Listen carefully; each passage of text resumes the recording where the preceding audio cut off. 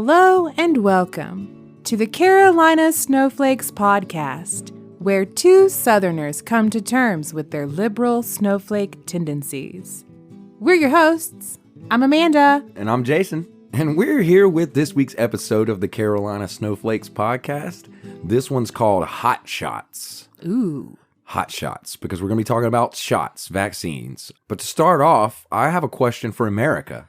So you be America in this situation. I'm America? Yeah, you're America in this Okay, situation. great. Okay. What the fuck is happened with vaccines in America? What the fuck, America? I'm going to assume that's a rhetorical question. I don't have an answer. I can't answer for all of America. Yeah, you really can't. Also, there isn't an answer. I also have the same question. Yeah, what the fuck is going on? Because it seems like we were headed towards we were going to be at 300 million vaccines after the first 100 days. But we got to 100 and something million. Yeah. Which is still, Biden kept his promise, but I thought we were on track to way exceed it. And something happened. Yeah. Something happened. A few things happened, actually. Yeah. It goes back, believe it or not, to Donald Trump. Oh, no. Oh, no, not that guy. Yeah. It's very just strange what's happened. So to give you an idea of what I'm talking about anyway, we're going to go back to 2019. So in 2019, there was a group of medical experts that did a panel, a huge, multi-college panel on a pandemic, on pandemics, and what countries would be the most prepared to deal with the pandemic if one happened, if one were to occur. And this was before. Yeah, 2019. Well, COVID technically started in China in 2019. That's true, but it was before the COVID pandemic. Okay. And what they found was there was one country in the whole world that was by far the most prepared for a pandemic. And what country do you think that country was? Maybe Israel or something? Yeah, you would think. No, it was America. It was America. We were supposed to be the most prepared country for a pandemic. Oh. That's not what happened. Right. And what's interesting is how that occurred. There was a guy named Michael Lewis who has a book coming out called The Premonition. Mm-hmm. That's about just this. And it's about, we had these major scientists in America that were working on pandemic stuff and were ready to handle it. And we had directions for how a pandemic should go. And we had handed it out to the rest of the world. guys, this is our plan. Here's our Cliff's Notes. Here's the plan. Yeah. And it'll work. And Donald Trump fired most of those super smart science people, and they went to other countries, a few specifically. So they went to New Zealand, Israel, South Korea. Uh-huh. Now, if you look at what happened during the pandemic, it's not a coincidence that those countries handled the pandemic significantly better than we did. Yeah. Yeah. And so in this book, Michael Lewis is talking about these three people and why they got fired and where they went and how their findings, what they did, worked on the pandemic, just not for us because we had a big orange asshole for a president who fired them. Yeah, I remember reading about when Trump, I guess it was shortly after he took office, he came in and the administration basically disbanded the pandemic smart people club that Obama had started as an offshoot, I guess, of the CDC or something. Right. I remember reading about that. Yeah, what's really interesting is those people ended up going to places that handled the pandemic significantly better than we did. So, wow. And Michael Lewis has been doing interviews, because this book is coming out, and I saw one interview with him where he was saying, if you think about it in sports terms, it's like college football. They have the preseason rankings, and it's like we were preseason ranked number 1.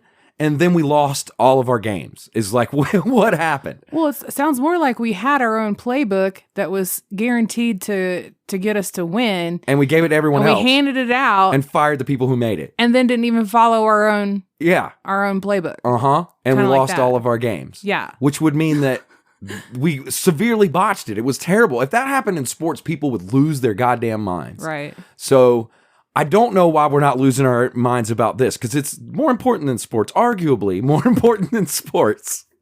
Arguably, we don't know for sure. Yeah. Really. And I just don't understand what's happening with all of it. It's mind-blowing. We've talked about it a few times on the show. If you want to find those episodes, you can find them on our website. But generally, my mind is blown by it more often than I sometimes let on, is what I'm saying. I keep a lot of frustration about America's vaccination failures internalized.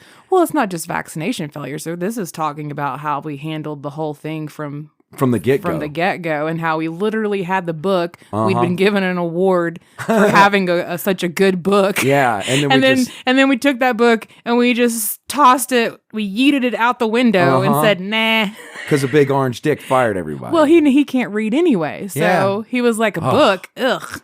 Yeah, and that's how we ended up where we're at with these vaccines. Yeah, so now we have politicized wearing a mask. We've politicized getting vaccinated. We've politicized not getting vaccinated. It's all gross. And we're like in the back now. We're not in the lead anymore. Yeah, and it's been like a year. And so we have data. We have numbers. We have data that's in now.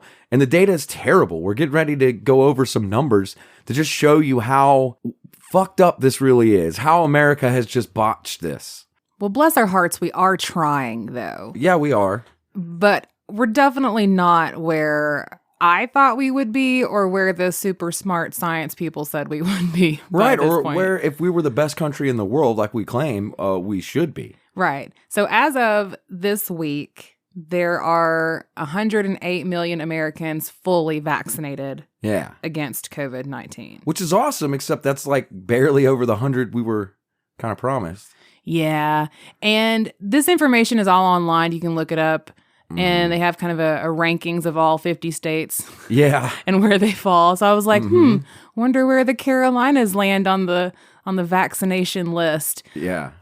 Well, North Carolina is number 33 on the list, with 31% of our population fully vaccinated. That could be worse, but isn't great, yeah. And then South Carolina is number 40 with 28% fully vaccinated. Also interesting on that list, if you go look from top to bottom, most of the last states, the bottom 10%. The bottom 10 are all either Southern or very Republican. Yeah, if I remember, it's like Alabama, Mississippi, Louisiana, Texas. Yeah. Yeah. Alabama was dead last. Alabama's dead last. For vaccination rates. So, yeah. So, and in education. That I don't know that those what do aren't you tied know? together. They tend to hold hands. Yeah. Can't read, can't get a shot. Won't do it. Yeah. So, but that said, we are trying. It's just so frustrating. And also in vaccination news, next week, it's looking like kids aged 12 to 15 will get approval through the emergency use FDA thing to start getting Pfizer shots. Yes, correct. So that's promising. It is. Because we're not going to get anywhere near anything related to herd immunity or close until kids can get right, because kids vaccinated. are the ones spreading it around now. Kids and younger adults who haven't been vaccinated, yes. Right. Well, there's some interesting studies about that in general from the same report. It's actually called the COVID States Project, is the website where you can find a lot of this data. Yeah. They found that there was like previous studies that would say that parents were more hesitant to get vaccines or to give them to kids than non-parents, just when they were polled about it. It goes back even before COVID, which I found interesting. So I guess parents are just less likely.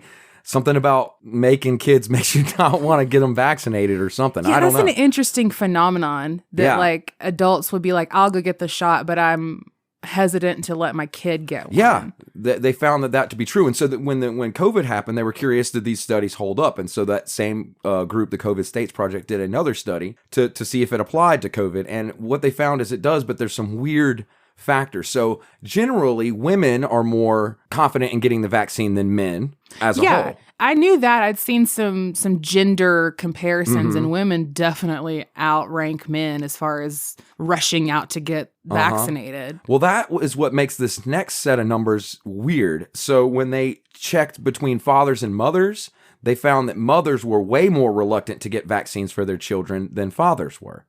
Specifically younger mothers. So moms aged 18 to 35 were 10% more reluctant to get vaccines for their kids than mothers 36 to 60. So, well, what's the difference between being a young mother and an older mother? Being on social media. That is the difference. So these younger moms have been on social media and had access to all this anti-vax bullshit that's going on Facebook and Twitter and Instagram and all that. Mm-hmm. And they get all anti-vax because they're granola crunchum moms who just decide. I bought all this shit that I read on Facebook, and they buy all these books about parenting, and some of them tell you not to vaccinate your kids. And these young mothers are hesitant to do it. Actually, 32% of them in that age group are hesitant to get vaccines versus 36 to 60-year-old moms are only 23% hesitant. Wow. So that's a 10% difference, a pretty significant difference. Social media has that much of a grip on our young mothers, which is really fascinating because they're more willing to get the vaccine for themselves. That's what's mind-blowing about this whole situation. Yeah, that's what I don't understand. So I'm like, so you're willing to go get the shot in your arm, but when it comes time for Junior, you're like, I think I'll just rub some eucalyptus oil on him instead. Yeah. And what's really fascinating is that if you poll fathers, they end up at 23%, which is the same as older moms. They line up with the 36 to 60-year-old women on their reluctance to get vaccinations. So what does that mean? So are dads it's just like young moms? Dads are like, fuck it. Yeah, put the shot on the kid's arm. Yeah, and they also just aren't on social media reading all that bullshit. It's not targeted at them. Oh yeah. And they don't clearly wear the pants, so they're like, if she says we don't get them vaccinated, we don't do it. I don't know. She's gonna kick my ass or whatever. And yet that's a gender stereotype and all that. You don't know. I know, exactly. That was the point. That's why it's funny. Like, I won't get a blowjob if I argue with this. You know what I mean? Like, right. It's like the fat dumb guy and the smart wife. It's the trope. The trope. Yes. Yeah. Yes. I was doing a King of Queens trope there, as it were. I hate that show. I know you do. You have very strong feelings about that show. Yeah. So that's just some interesting numbers I found about mothers and fathers with vaccines towards children, which you had just brought up. So I don't know. Yeah, that's crazy. It isn't the case that we're not getting vaccinated, though. We're still vaccinating people at a pretty good clip, 2 million a day right now. Yeah. So it's not that people aren't getting vaccinated. It's just it slowed down a little bit. And part of the reason it slowed down was because of people being hesitant. And another part was that this pause with the Johnson & Johnson vaccine that happened. Right. And that happens to be the vaccine that you and I got. It is the vaccine that we each got. You got it before me. Yeah, I got the shot in March. And then you got the shot in April, about a week before the pause.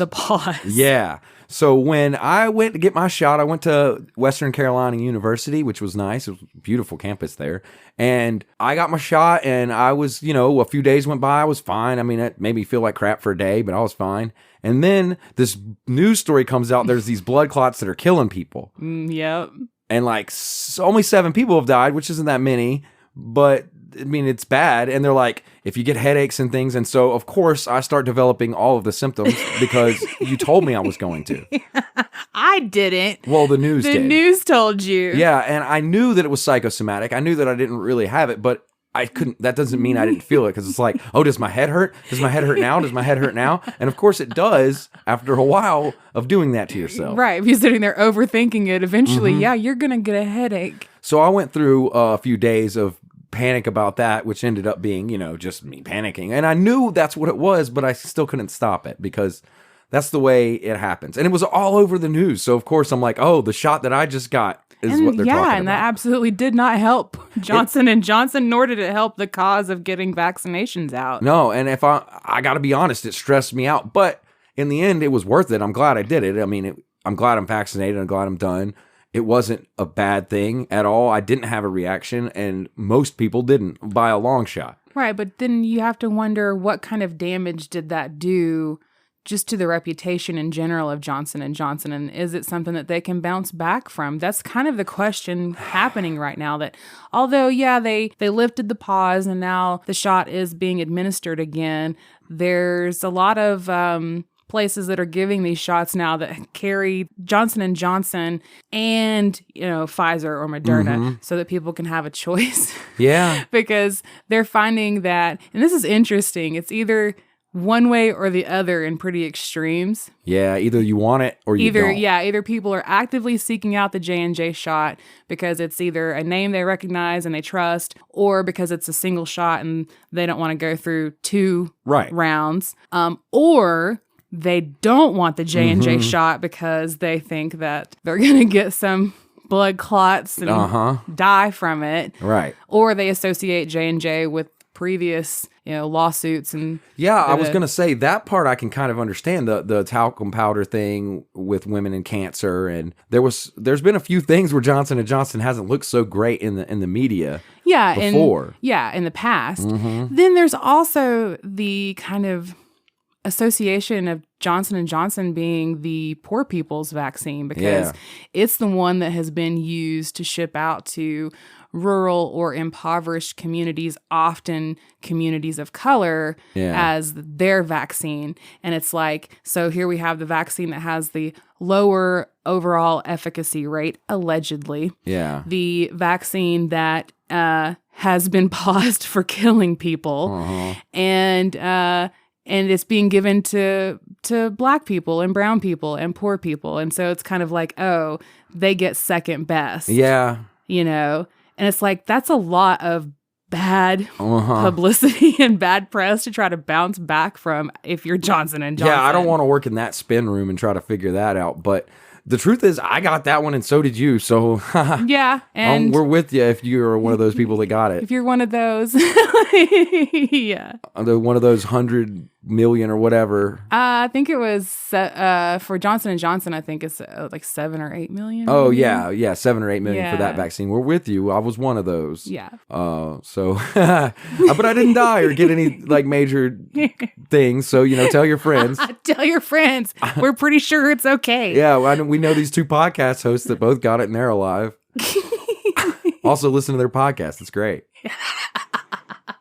And so Johnson & Johnson's been getting a lot of bad press, but to be fair, vaccinations in general have been getting at least a little bit of bad press. Yeah. Because although vaccines are awesome and epic and you should get one, there is still a chance, a very slight chance, that even if you're 100% fully vaccinated, you're not fully protected or immune necessarily, because there have been breakthrough cases of people being, quote, fully vaccinated and still getting COVID. Yeah. But it's tiny. Small percentage. Super, super small. So if we're at about 108 million so far of Americans fully vaccinated, there's only been reported to the CDC 9,245 what they call breakthrough cases. Well, that's pretty good. That's not that many. No, I know. A million? Right. And interestingly, the breakdown of those breakthrough cases, 63% are female.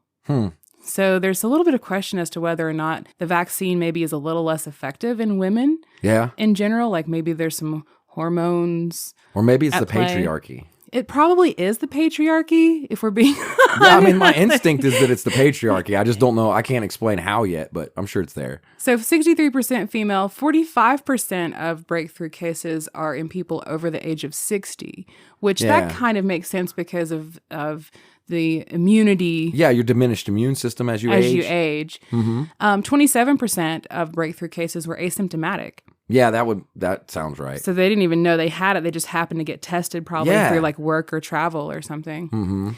9% were hospitalized and only 1% died from COVID, or about 132 people of that 9,000. Yeah. And that was out of a total of 1 million. Over 1 million, yeah. Over 1 million. So that's pretty good odds. Yeah. So like we're talking about risk versus risk here. I think that's where we could actually maybe make some progress on people that are hesitant to get the vaccine is because a lot of the argument that I hear from them is that we don't know. We want to wait to see how things are going to pan out. Yeah. That's an argument I'm hearing a lot from vaccine hesitant people. And a way to not necessarily convince them, because I don't think you don't need to go in trying to convince anybody to do anything. That's a dick move. But to get people to maybe think a little bit more open about it, I think if somebody says they're a little hesitant and they want to wait, you could say, okay, well, I'm curious about that too. I'm worried about the risk of the vaccine. And I'm also worried about the risk of COVID from long term. Exactly. And I wish we had a time machine to go 10 years into the future and to know what the penalty is going to be for having a vaccine. And I also want to know what the penalty for having COVID is going to be in 10 years. And we each have to gauge whether or not we think one's going to be worse than the other. For me, it seems like I would rather risk whatever possibility could happen from the vaccine seems a lot more safe to me than risking whatever the long-term effects from COVID may be. Or the risk of giving COVID to someone that you love. And they die. Yeah. Those risks to me seem way worse than whatever risk we might have from vaccines. But they're both concerning. I think that's where we can make progress with people. I can see the concern, and I agree. I have concerns about the long-term effects of vaccines. It's just that my concerns about the long-term effects from COVID are greater. But if somebody feels differently, I think you can talk to them about that. I think that's a way to open somebody's mind as opposed to making them feel attacked. Right. As much as we would love to just like go up to them and preach and say like, you need to get your shot. That's not going to make any progress. But if you can find a little bit of common ground of like, yeah, I was personally scared to death when they put that needle in my arm because I was like, I don't know what this really is or what it's going to do to me or what the future means for me. But I was like, but I still feel like this is the right thing to do. Yeah, it seems to me like that risk is less than the risk of COVID. And somebody else who feels differently, I'm interested about why. I think if you hit the religion wall, if they start saying because God or whatever, then I don't know how to. You're done. Yeah, and you and I both have people in our world that are very adamantly not going to get. Yeah, if you hit that religion wall, I just tap out at that point. There's no. You're like, well, I'm done here. Can't change this person's mind. No, and there's no like. It's not going to make sense. It's not. That's the whole point about religion. They got Jesus on their side. Yeah. So the whole thing doesn't have to make logical sense. So there's no point in having a conversation anymore.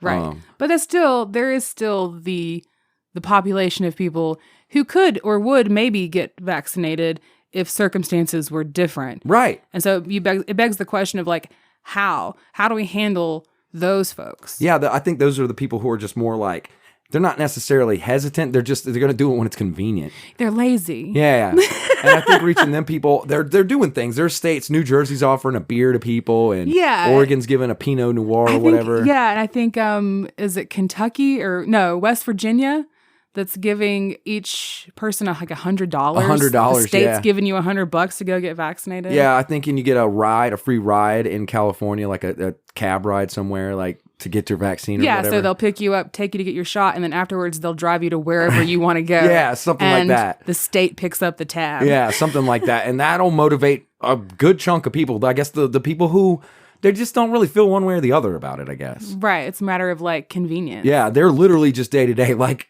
wild animals. They just live minute by minute, I guess. Then there's also an effort, I think, to sway opinions by having celebrities or professionals make like public endorsements, getting on like TikTok or getting on Instagram and saying like, hey, I'm a famous person and I support vaccines. Do you like me? Are you a fan? You should get vaccinated. Or even just like they're approaching GPs, like just general doctors, and because people might not trust the government and they might not trust celebrities, but a lot of people will still trust their family doctor. And so do have at least one case of it going the other way. Ted Nugent got corona and then still was like, don't get a vaccine because Ted Nugent's insane. Well, he went on. He went online and was like, I got COVID. It's no joke. Well, he didn't say COVID. He called it the China virus. Yeah. I got the China virus. It's no joke. I nearly died. I thought I was going to die. It was terrible. Yeah. But don't get vaccinated. I've thought a lot about that China virus thing. I do see the problem with it, but I also know that we name a lot of viruses after where they come from. So as it turns out, Ebola is named after the Ebola River. Mm-hmm. And, there's the yellow fever or whatever that came from the Yellow River. There's the Nile virus. Like, we have named a lot of viruses after where they came from in the past. Yes, we have. However, in this particular case, that was being used in a very derogatory way. That's true. By Trump and his cronies and by Ted Nugent. That's true. And they weren't calling it like the Nile virus because that's where it was from, or the China virus because that's where it was from. They were calling it that to basically demean. No, they were. And I feel like it is worse. But I also feel like I don't know how to get specific about I guess if we named it the Wuhan virus, maybe that would be more specific or at least more in keeping with the tradition of naming it after the location. But I don't know. That's a sticky one. Yeah. I've really been thinking a lot about it and I haven't really been able to find the solution to that. Then there's also kind of a question of the future, and neither of you or I can look into the future and know for sure, but it's like, what's going to happen, 6 months from now when pretty much everybody who's going to be vaccinated is vaccinated? What happens to the people who haven't been? Is there going to be like a separation between like what you can do, what you can't do if you don't have proof of vaccination. Yeah, there's this term going around called vaccine passports. I don't like that term. I think it apparently it polls very bad with people calling it vaccine passports. But if you apply the same thing and you call it like a vaccine special or a vaccine exclusion or something, like a vaccine coupon. Yeah, for whatever reason that'll poll better. There's a guy, you may know who this guy is. He does a lot of polling on Fox News. He did it for a long time. His name's Frank Luntz. Frank. His name is Frank. His name is Frank Luntz. And he's, you'll see him on Fox with a focus group a lot. And he beefs with Donald Trump. They hate each other. He fell on Fox News after Donald Trump. But he's been doing for 30 years doing these focus groups. And he was, I was listening to an interview with him the other day where he was saying that like the term vaccine passport just polls so terribly that we should do it, but we just need to call it something else. But I don't think that's going to happen. I think like defund the police, the name's already there. And even though the name polls badly, it's just the name we're going to get. It's hard to change the name of things in language, and I guess that's where we're going. So, well, what do you think personally? Do you think that people who haven't been vaccinated should be excluded from certain activities? I definitely do. Yeah. But I don't know what to call it if vaccine passport doesn't poll well. Maybe we could call it like vaccine prime membership or some shit. just put it under Amazon. Yeah, just put it under Amazon. I'm really surprised Amazon doesn't own it all already. Right. Anyway. You'll just be a vaccine prime member and then we're done, right? Like you could do the same thing, just call it that. Yeah, like you have to show proof of your vaccine prime membership. Yeah, that's what I think would do better. Yeah. And so that's, kind of how I feel about that. But I don't know if celebrities really do much, but I like that they're doing it. I think they do. I think a lot of people just have somebody that they follow and absolutely love and worship and adore. And if that person says, get a shot, I'm doing it right now, do it with me, people are going to go out and do it. And I also like the idea of professionals like physicians. That I do definitely think makes a difference. Taking to social media and saying, hey, I'm your family doctor, I've seen you every year since you were a kid. Yeah. I'm telling you, do this. It's weird that we have these numbers like 40% of Republican men won't get it. But do they not realize that Donald Trump and Melania Trump got it and Mitch McConnell got it and fucking the whole Trump family's been vaccinated. They all got it. I don't understand. Yeah, I don't get it either. Maybe they think they haven't been vaccinated or something. They think it's a lie or something. They think everything's a lie, I guess. Yeah. They live in delusional crazy land. Yeah, they do. But, hopefully this will work out all good. I hope so. I think vaccines might be the greatest invention humankind ever created, and it's certainly saved our entire species more than once. Oh yeah, for sure. So I my faith is in it because I know that it's worked in the past. My faith is in science, collective humanity. It's not one person that convinces me, it's humanity that convinces me. And that concludes this week's episode of the Carolina Snowflakes Podcast. But if you heard us and you thought, man, these people have been vaccinated, and you want to go back to the past to listen to our old episodes to see if the vaccines have made us delusional and crazy, you can find the archive of our old episodes at carolinasnowflakes.com. And if you want to get on Facebook to see our conversations, to see our deterioration into craziness from being cannibals, you can find our Facebook group, facebook.com/Carolina Snowflakes. And if this whole thing pissed you off and you want to send me 1,000 pages about why vaccines are bad, you can do that in an email, but I probably won't read it. carolinasnowflakes@gmail.com. gmail.com. Thanks for listening. Bye.